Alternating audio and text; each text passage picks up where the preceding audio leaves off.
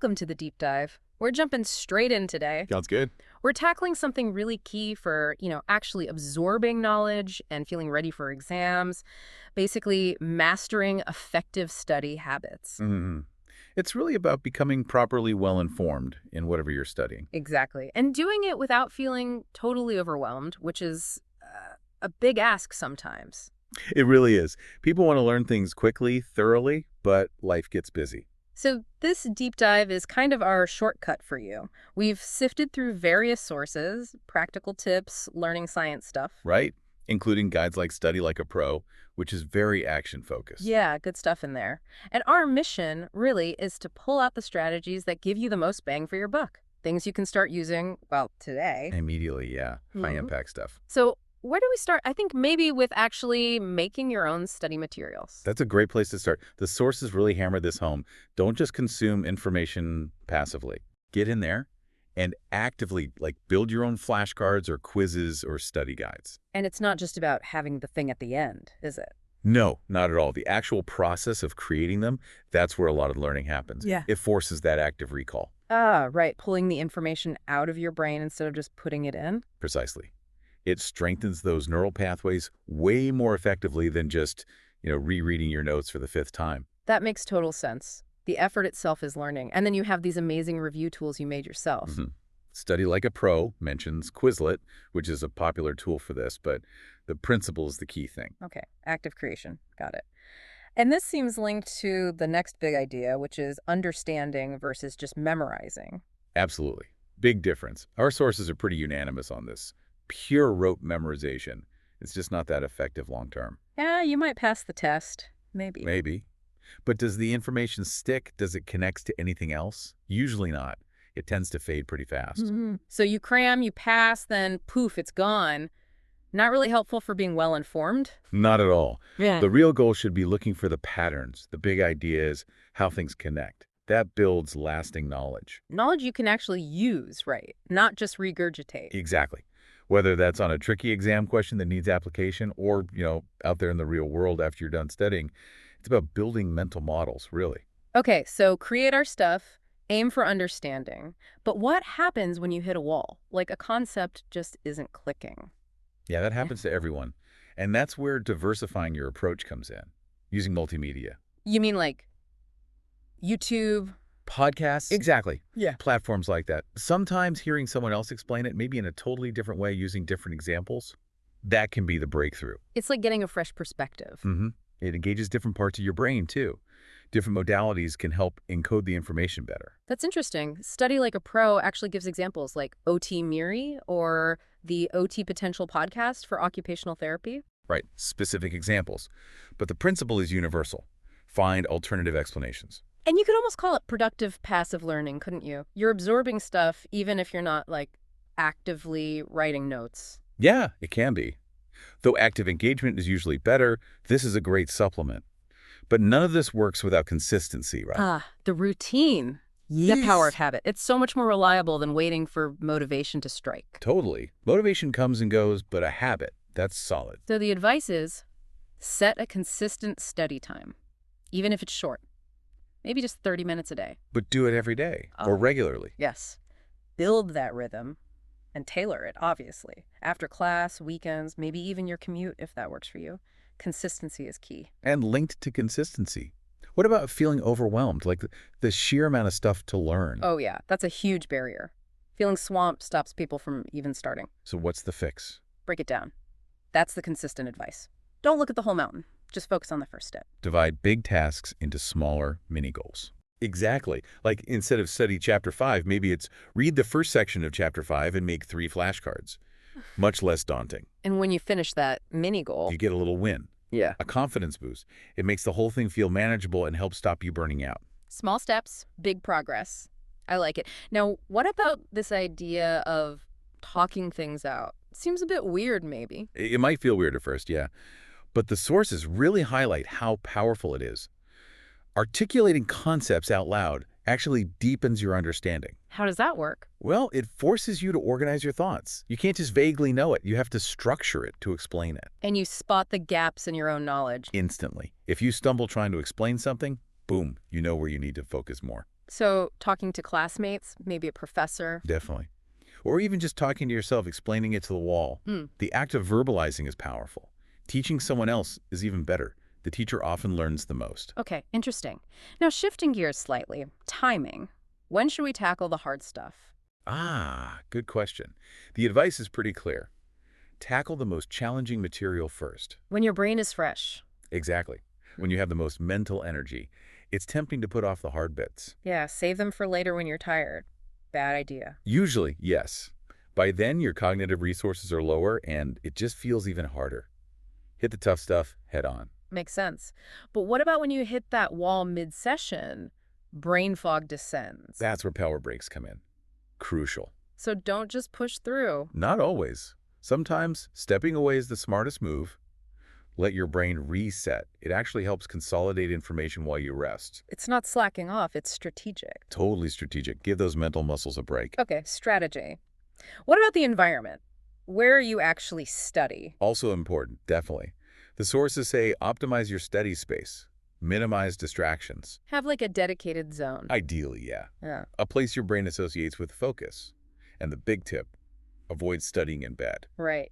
Keep bed for sleep. Don't mix the signals. Exactly. Protect that sleep association. And it's not just the static environment, is it? Movement helps too.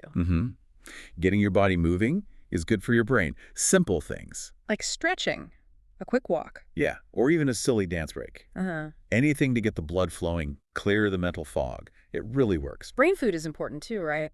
What we eat and drink. Absolutely. Fueling the brain matters. Hydration is key water, not sugary sodas. And snack. Nutritious ones are better. Avoid the sugar crash. Steady energy is the goal. And caffeine. It can help, sure, in moderation, Yeah. but it's absolutely no replacement for proper sleep. Ah, sleep, the ultimate study tool. Honestly, yes. The sources are emphatic. Sleep is non-negotiable for learning and memory consolidation. Don't skimp on it. Okay, now this next bit is really fascinating. Sensory preferences. How does that link to studying? Yeah, this is quite nuanced. Basically, different people respond differently to sensory input. Some things calm us, some alert us. Knowing your own preferences can help you create an environment for optimal focus. So like sound, what I listen to. Exactly. For some people, maybe lo-fi beats or classical music helps them focus, predictable, calming. Others might need total silence, or maybe white noise to block out distractions. Or maybe an energizing playlist if you're feeling sluggish. Could be. It's individual. Okay. And it's not just sound. Think visual, tactile. How so? Well, visually, maybe facing a blank wall reduces distraction for someone. Tactilely, maybe wearing soft clothes feels calming. Or, interestingly, if you need a jolt to focus, Yeah.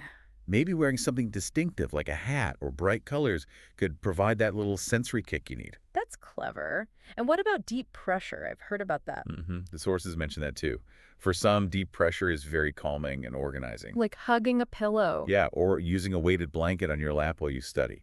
Or even wearing compression clothing. It gives that grounding sensation. Wow, so these little sensory tweaks could actually make a big difference. They really can stack up. Yeah. It's about finding what works for your nervous system to help you focus. It all comes back to consistent effort, though, doesn't it? Like that quote. Right, from study like a pro, there are no shortcuts to any place worth going. It takes work. Consistent work, using these smart strategies. Exactly. And for anyone wanting to dig deeper into the science behind this, Ah, yes, the sources for the nerds section. we got references in the notes about learning science, study methods, sensory input. Lots to explore if you're curious. Cool. So wrapping this up then, what's the main takeaway? I think it's about consistent application of strategies that work for you. Tailoring these ideas to your own needs, your own preferences. That's what leads to deep learning and ultimately success. Right. It's not just about passing the next test. It's building that solid foundation of knowledge, becoming genuinely well-informed. That's the goal. So maybe a final thought for everyone listening. Go for it.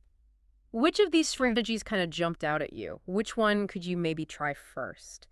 And thinking about those sensory preferences, how could understanding yours maybe, I don't know, revolutionize how you study?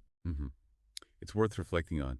How can these small, consistent efforts add up to really significant learning over time? Something to think about. Mastering effective study strategies. Question: what are some active ways to study and create your own materials? Answer: Instead of just reading notes, a proactive approach involves creating your own study aids. This could include making flashcards, using platforms like Quizlet, or compiling your own study guides. The act of creating these materials itself helps in processing and learning the information. Additionally, these self-made resources can be invaluable for future review, like preparing for board exams. Question: why is understanding concepts more important than just memorizing information? Answer: while memorization can be useful for some facts, a deeper understanding of concepts, patterns, and connections is crucial for long-term retention and application. Information that is understood can be used effectively in different contexts, such as on tests and in real-life situations, whereas memorized facts tend to fade over time. Question: how can multimedia resources like YouTube and podcasts aid in studying? Answer: multimedia resources offer alternative perspectives and explanations for challenging topics. Channels like OT Miri on YouTube and podcasts like OT Potential Podcast can provide different ways of understanding material. While listening or watching can feel passive, these formats can be a productive way to absorb information and gain clarity. Question: what is the importance of establishing a regular study routine? Answer: consistency through a study routine is more reliable than relying solely on motivation. Setting aside a specific time each day, even for a short period like 30 minutes, for reviewing learned material helps build a strong habit. This routine can be customized to fit individual schedules, whether it's after class, on weekends, or during commutes. Question: how can breaking down large study tasks help manage overwhelm? Answer: large amounts of material can feel overwhelming. Breaking down the study load into smaller, more manageable mini-goals makes the task feel less daunting. Each small accomplishment builds confidence and helps prevent burnout, leading to gradual but significant progress. Question: why is explaining concepts to others a beneficial study strategy? Answer: talking through concepts aloud, whether with classmates, professors, or even by teaching someone else, can significantly deepen understanding. The process of articulating an idea helps solidify it in your own mind and can reveal areas where your understanding is weak. Teaching often benefits the explainer as much as the listener. What are some practical study hacks to improve focus and retention? Several practical strategies can enhance the study process. These include prioritizing difficult subjects when your brain is fresh, taking short breaks to reset and absorb information, establishing a dedicated and focused study space away from distractions like beds, incorporating physical movement to boost blood flow and mental clarity, staying hydrated and properly fueled, and understanding and utilizing your sensory style to optimize focus and calmness. How can knowing and using your sensory preferences improve your study experience? Individuals react differently to sensory input. Being aware of what sensory stimuli calm or alert you can greatly impact your ability to focus. This could involve using auditory input like lo-fi beats or white noise, adjusting visual and tactile input by facing a wall or wearing comfortable clothing, or utilizing deep pressure techniques like hugging a pillow or using a weighted blanket for a calming effect during stressful study periods. Top tips: remember, store sleep. This is so important for our memory function. Our Brain and Lifestyle discusses the optimum hours of sleep per age group. If you are suffering from lack of sleep, short naps of between 10 and 30 minutes during the day have been found to boost and restore brain power. Top tips: test your brain with challenging cognitive exercises such as cryptic crosswords or memory games. Beat the forgetting curve by practicing your recall and making associations. The best way to remember anything is to teach it to someone else. Organize words or concepts with systems or devices, such as mnemonics that chunk information into a memorable format. Use different types of mnemonics to vary the way you encode information. The act of creating a mnemonic will help you remember the information. Regulate your diet and include salmon, mackerel, tuna and other fish that are rich in heart-healthy omega-3 fatty acids, which are important for the normal functioning of neurons. Green tea, walnuts and vitamins E, D, B6 and B12 are also good for enhancing memory. Exercise. The hippocampus, where we store personal memories, is able to grow new neurons through physical exercise and can even regenerate itself throughout our life, known as neurogenesis.